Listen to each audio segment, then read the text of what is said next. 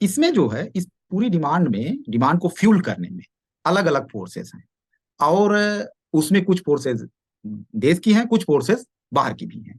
सो जो विदेशी फोर्सेस हैं, उनका लार्जर आइडिया यही है कि उनको लगता है कि जो है शेड्यूल कास्ट को आसानी से कन्वर्ट कराया जा सकता है, और ये जो है कन्वर्ट नहीं हो रहे हैं तो सिर्फ और सिर्फ रिजर्वेशन की लालच में। ये जो समझ है शेड्यूल कास्ट कम्युनिटीज के फेथ को लेकर, मेरे हिसाब से ये बहुत ही खराब समझ है। ठीक, हम लोग इन समुदायों में काम करते हैं और देखते हैं कि लोग जो है कितना एक माइकल सैंडल ने या चार्ल्स टेलर ने एक टर्म यूज किया है कि अनइनकम्बर्ड सेल्फ। सो कल्चरली आदमी इतना रूटेड होता है कि वो अचानक से जो है बदल नहीं जाता है। मीन्स ऐसा नहीं है कि वो कल से जो है आज जो है शंकर की पूजा कर रहा था और कल से पूरा सब कुछ छोड़ के जो है यीशु मसीह की पूजा करना शुरू कर देगा। ये बिल्कुल मतलब वो उस तरह होता नहीं है एक्चुअली में। लेकिन लोगों की समझ है, लोगों को लगता है कि जो है हम कन्वर्ट करा के अपनी संख्या बढ़ा सकते हैं। तो एक वहां से वो फ्यूलिंग है कंटिन्यूअसली जो है, उसको लेकर सपोर्ट है लोगों का।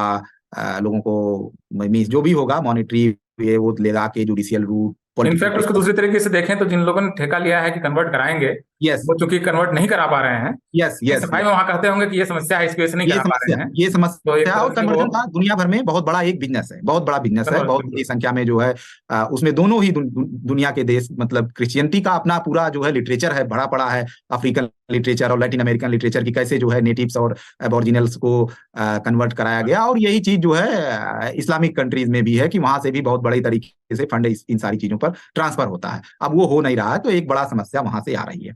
दुनिया में कुछ एक साजिश सी चल रही है, बहुत पैसा है धर्म परिवर्तन कराने का, और धर्म परिवर्तन कराने वाला एक वर्ग है। और ये दिलीप सिंह मंडा और अरविंद की द प्रिंट पर जो बातचीत है उस पर आप सुन लीजिएगा, जो जो बात कह रहा हूं मैं क्लिप लगाना चाह रहा था लेकिन उसमें जो है कॉपीराइट का मामला हो जाता है, इसलिए क्लिप नहीं लगा पाया मैं।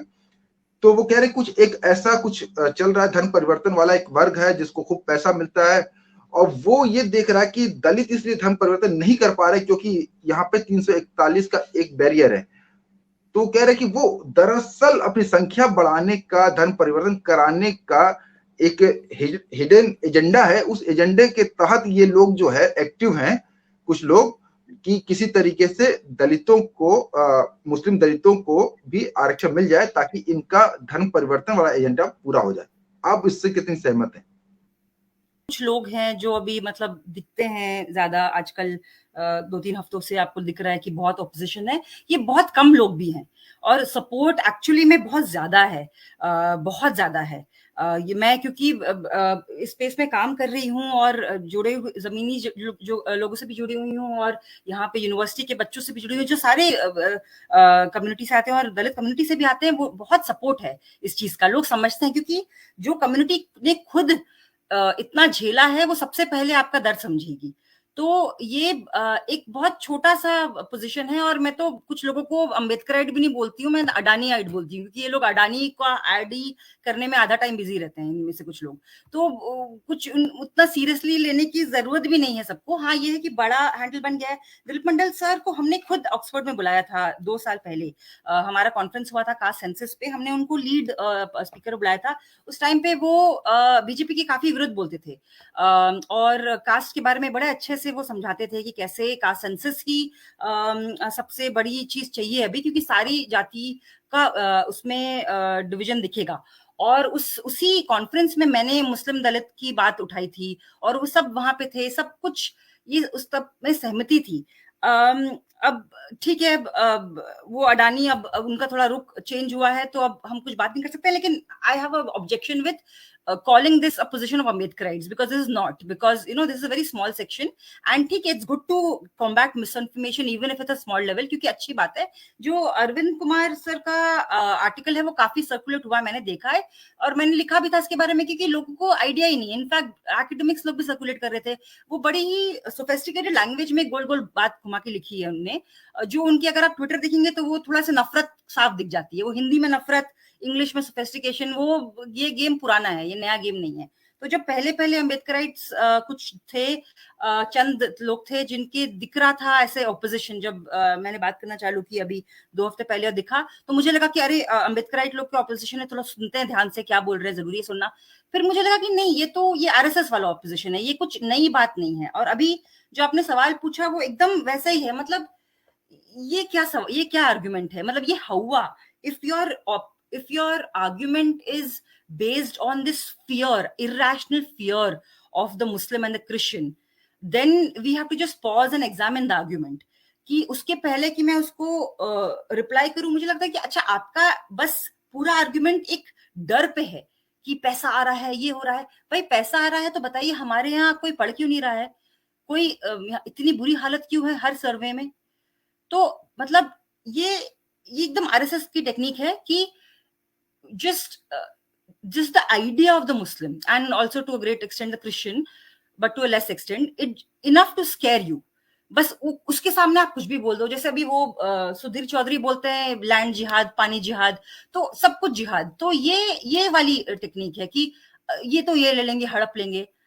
इसका कुछ रिप्लाई करने का कोई पॉइंट ही नहीं है। मतलब ये एक ही रूल बुक से आ रही है। तो है अब आप जिहाद लीजिए और जिहाद को स्वादानुसार डाल दीजिए, आपको जैसा स्वाद अच्छा लगता है। अगर मैं अपनी बात करूं पर्सनली, मुझे ये सबसे अच्छी चीज़ लगती है। मैं जिहाद ज़रूर डालता हूं, कोई भी शो जो मैं बनाता हूं उसमें जिहाद ज़रूर डालता हूं।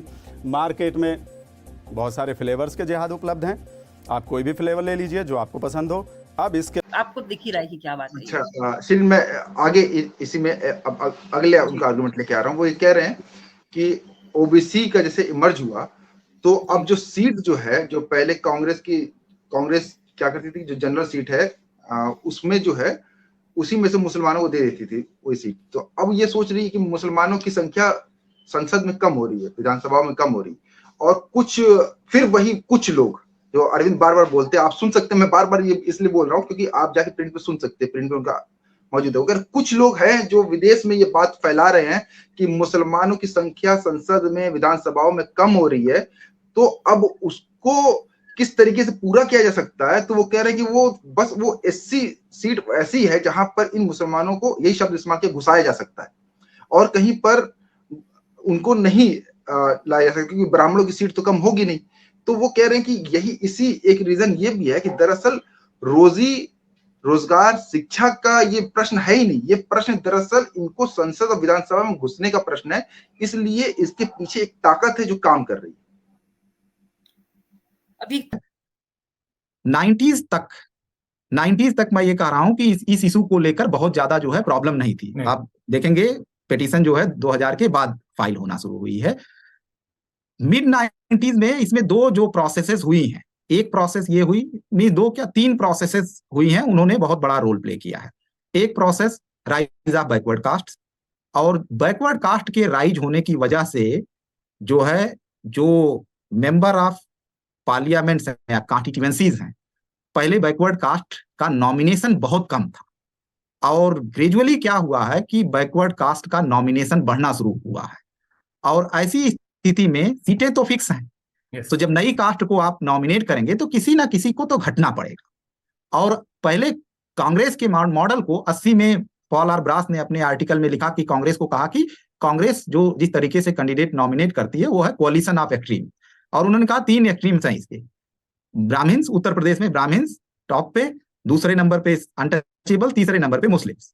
तो ये इसी 3 में वो सीटें बांट देती थी। शेड्यूल कास्ट के केस में क्या था कि वहां चूंकि फिक्स है, उसमें कोई और जा नहीं सकता, तो आपने जो है जनरल की सीटों को अपर कास्ट और जो है मुस्लिम्स में बांट दिया। अब ओबीसी का राइज ने वो इक्वेशन डिस्टर्ब कर दिया। सो आपको जो है बाहर से अगर ओबीसी फोर्सेस का राइज हुआ तो आपको ब्राह्मण्स की सीटें घटानी पड़ेगी और मुस्लिम्स की भी सीटें घटानी पड़ेगी। और ये जो पूरी प्रोसेस हुई, इससे ग्लोबली एक हंगामा हुआ। करे आपको एक n नंबर ऑफ लिटरेचर मिलेगा जिसपे ये कहा जाएगा, आपको लिखा हुआ मिल जाएगा कि मुस्लिम्स की इंडिया में रिप्रेजेंटेशन उनकी आबादी के हिसाब से कम है। इस पर बहुत बड़ा लिटरेचर है। और अब ऐसी स्थिति में अगर आपको उस कम्युनिटी का रिप्रेजेंटेशन बढ़ाना है global, in order to ensure, आपको ग्लोबली प्रूव करना है कि जो है हमने रिप्रेजेंटेशन इंश्योर किया है, तो आपको जो है कहाँ जगह बचती है जहां 2-4 को आप ले जाके प्लेस कर सकते हैं, वो केवल शेड्यूल कास्ट है, वहीं आप घुसेड़ सकते हैं और कहीं नहीं कर सकते। क्योंकि ताकत कौन सी हमें भी बता दें ताकि हम भी थोड़ा ताकत उनसे ले लें, क्योंकि ये जो क्वेश्चन है इस पे आप भी जानते हैं, आप भी इससे काम करते हैं, मुस्लिम कम्युनिटी में इसके लिए सपोर्ट है ही नहीं इस बात को लेके। अभी हाल में थोड़े से लोग चुप भी हुए हैं, नहीं तो पहले तो हम लोग बात करते थे तो मुसलमान पहले गाली मारता था हिंदू से पहले कि आप क्यों जातिवाद की बात कर रही हो। आज भी, और ये जरूरी नहीं है कि सिर्फ अपर कास्ट मुसलमान ही है, बैकवर्ड कास्ट का भी मुसलमान हो तो उसको बोलने में शर्म आती है कि नहीं नहीं नहीं बताएंगे, कास्ट के बारे में बात नहीं करेंगे, भले ही उनके साथ बुरा भी हो रहा हो।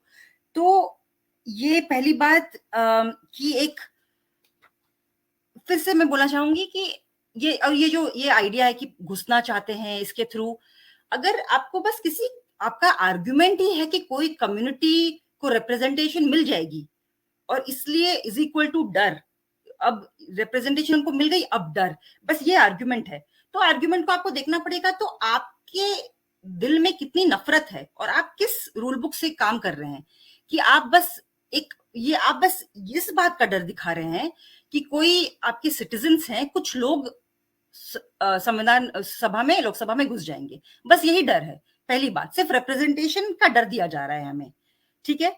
दूसरी बात, मतलब ये because lot of these people also, उनको पता भी नहीं है कि दलित मुस्लिम कौन है। बहुत लोग बोलते हैं अंसारी, उनको आइडिया ही नहीं। पासवान, अरविंद कुमार के पूरे पेपर में बस पासवंदा वर्ड यूज्ड है, तो उनको तो वो पेपर पब्लिश कैसे हुआ मुझे पता नहीं, क्योंकि वो आइडिया ही पासवंदा का नहीं है दलित मुस्लिम। वो हर जगह अली अनवर सर से लेके सब लोग क्लैरिफाई करते हैं कि पासवंदा मतलब सारे पिछड़े मुसलमान, तो उनने पेपर गलत प्रेमिस कर दिया है। तो जो उनको आइडिया ही नहीं कि दलित मुसलमान कास्ट कौन सी। आपने अभी जो लिस्ट बताई तो उसमें हलालखोर हो गए ये यूपी में, धोबी हो गए यूपी में, हर स्टेट लिस्ट में कुछ चंद कास्ट हैं।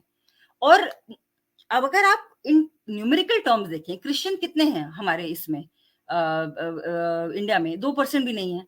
मुसलमान कितने हैं? 14% के कितने परसेंट ये बन रहे हैं? कुछ मतलब ये in numerical terms they are nothing. आपकी 84 रिजर्व सीट्स है, वो कॉन्स्टिट्यूएंसीज उनकी बनेगी ही नहीं।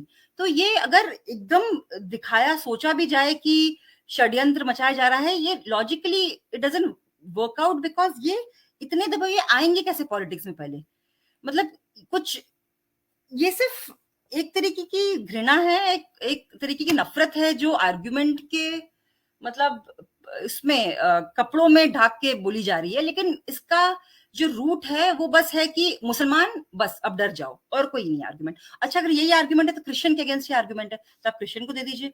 तो उनके जो भी आप आर्गुमेंट दिखेंगे सबके, वो या मुसलमान पे होते हैं लागू या क्रिश्चियन पे होते हैं, दोनों में लागू नहीं होते हैं, क्योंकि उनको ढूंढना पड़ रहा है, बहुत मुश्किल हो रही है उनकी, ठीक है। तो ये मतलब बिना मतलब का डर है, जो क्योंकि आज पता है कि माहौल क्या है, देश में माहौल क्या है, और हिंदू मुस्लिम करना सबसे इजी बात है। और हम ये नहीं बोल रहे हैं कि हम मुस्लिम हैं दलित, या कोई मुस्लिम दलित है इसलिए उनको रिजर्वेशन दो। हम ये बोल रहे हैं कि मुस्लिम दलित है इसलिए उनको ऐसा ना हो कि रिजर्वेशन से मात खाएं। ये डिफरेंस है। हम उनके रिलीजन के बेसिस में नहीं कर रहे हैं। जैसे आपने कहा मैं एथियस्ट भी हूं तो मुझे मिलना चाहिए, ये बहुत अच्छा पॉइंट है कि हम बोल रहे हैं कि रिलीजन का फर्क ही नहीं होना चाहिए। तो हाँ, अच्छा श्री